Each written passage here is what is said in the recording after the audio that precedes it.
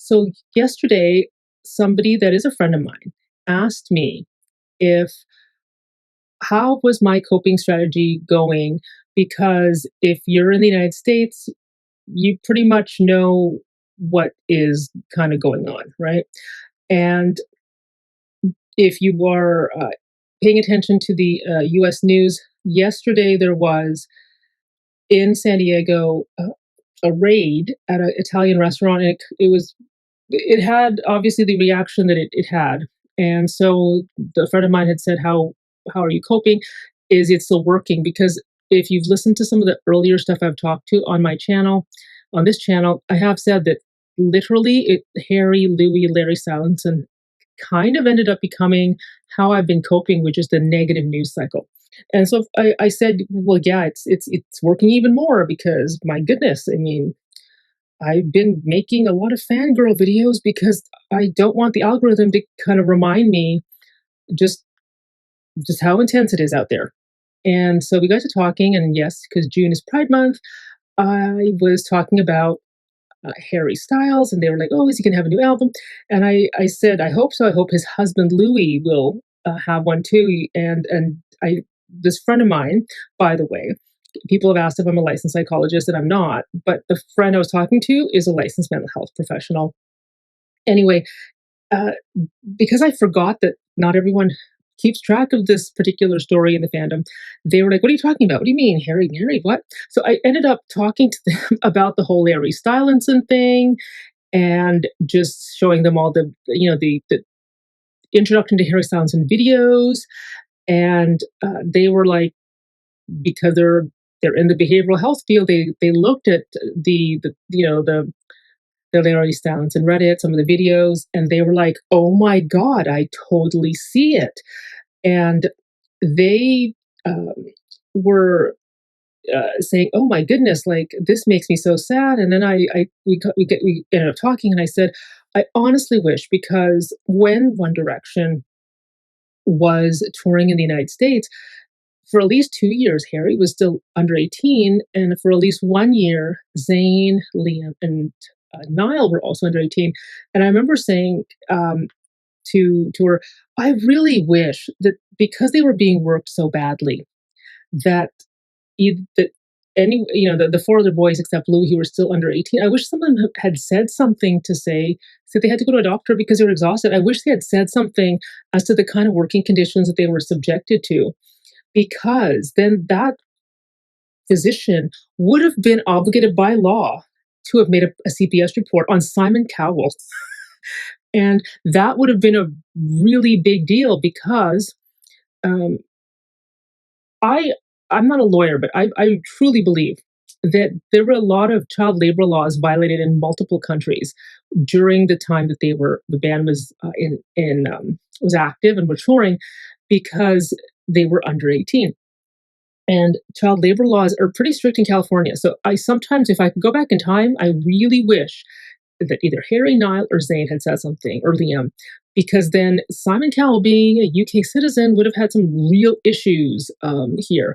Because sometimes, as we see with the Diddy trial, it takes the strong arm of the law to literally get involved. And the US law just has, in my humble opinion, just seems to have way more teeth than the British law. Anywho's, so that segued into me giving this impromptu tutorial about the whole Larry thing and about the closeting. And then basically within the course of an hour, my friend was pretty much convinced and also said that just based on the nonverbal language, the micro expressions, and all the nonverbal communication cues over the period of time, because she's like, "Oh, some of the videos, they seem so young and now they look like so grown." And I reminded her that well, keep in mind that Louis was or not Louis, but Harry had just turned 16. Because remember, his birthday is in February. I can't believe I know this. His birthday was in February, and then he turned 16, and then about a month and a half later, that's when he was on X Factor. So I'm like, he literally was a baby. He hadn't had his growth spurt yet. And yeah, because if you look at, him and Louis used to be the same height, and now Harry is 6 feet tall and Louis is about 5'7". So like Harry grew like half a foot um, in like 2 3 years. But I said like every year that the band was active, look how different he looks. And I said, yeah, that's called puberty. And also, he had he had the growth spurt, and he became his adult height. And their styling also changed. But my point is, it did not take long for my behavioral professional friend to quickly see in the course of maybe 20 30 minutes of some very good Larry videos, like not the ones that are spliced that are looking to kind of like, you know, assert a narrative, but just there are videos out there where it's literally they were impromptu. It was live footage that has not been like wiped from the internet, but you you could see just if the by the camera's not even looking to capture them, but you could just see by the things that they're saying, the eyes, where the eyes are going. It didn't take long for this person to be like, yeah, I totally see it. And then, with just the things that happen with closeting, which has a long history with the entertainment business, I really do believe that what has been said about the music business being almost more homophobic than acting, I totally think is true. And what seems to be the biggest giveaway was really all the glances and the body language and things that are the unsaid but are very obvious. So I'm sharing this with you guys because, yeah, I mean, people that are in the behavioral health field, if they're licensed, if they've been doing this for 10 to 15 years, they, yeah, they would see it. Um, and they would also um, not take as long, maybe. But honestly, I don't think you need a mental health license to be able to see it. If you're a good reader of people, anyone with high emotional intelligence would totally see it. But you'd have to take off the blinders of if you have a heteronormative, you know, homophobic lens, then you probably would not see it, not because it's not there, but because you would be your bias would blank it out. You wouldn't be able to handle the cognitive dissonance. But so there you go. It only takes 30 minutes for a well-trained professional to be like, yep, something's going on here. It was like basically there's no doubt in their mind that there definitely was something going on during the band years. And they said, I really hope they're still together.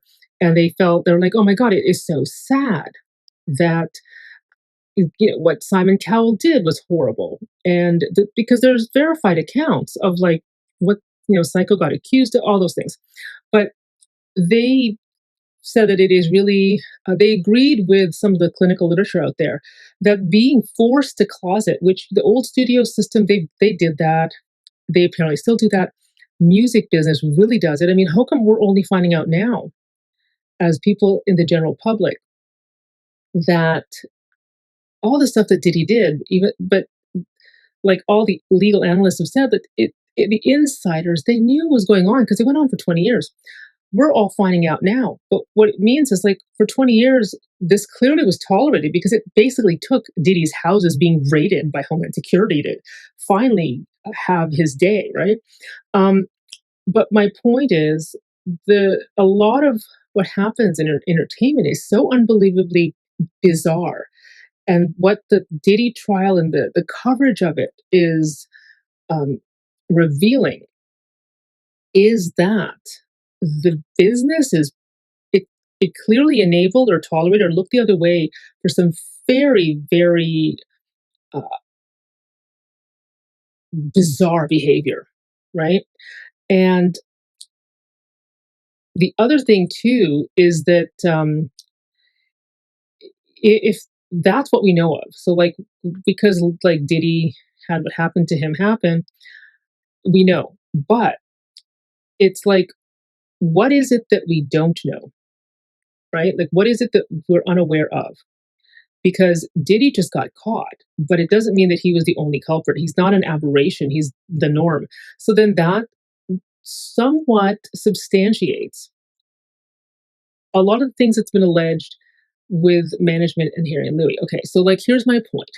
Um, it is this this is to say that I went down yet another rabbit hole yesterday, and there have been people who've been collecting Larry receipts. Now the thing is with these receipts, it's really hard to authenticate it because people are anonymously posting things.